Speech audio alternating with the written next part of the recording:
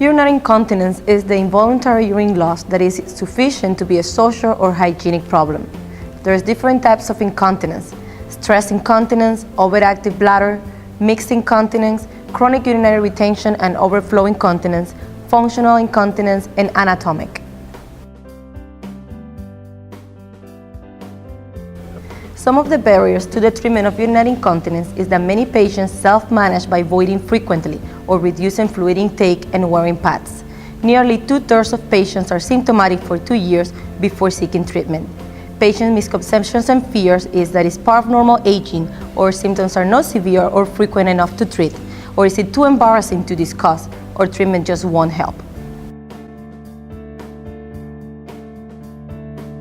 When you go to your doctor's office and you present your symptoms of urinary incontinence, your doctor is going to have a detailed history. It's going to ask about your past medical history, your surgical history, and how often are you voiding. He's also going to do a physical exam, and he's going to send you home with a bladder diary where you're going to record all your urine output and what you drink during that day. Most likely that doctor is also going to do a cough test to see if you leak while you're coughing. Urine cultures are going to be sent, and a complete urodynamic study in the office is probably going to be performed.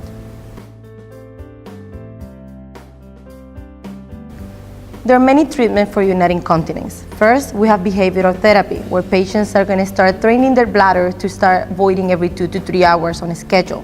Also fluid management and bladder retraining.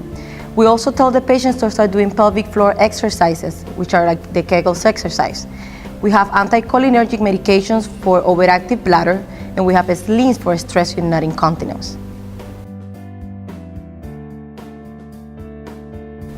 Finally, remember that urinary incontinence is becoming an increasing healthcare problem.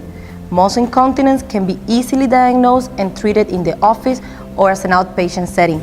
Anticholinergic medications are effective in treating symptoms of overactive bladder, and mini-arc sling is very effective in treating the symptoms of stress urinary incontinence in a minimally invasive way.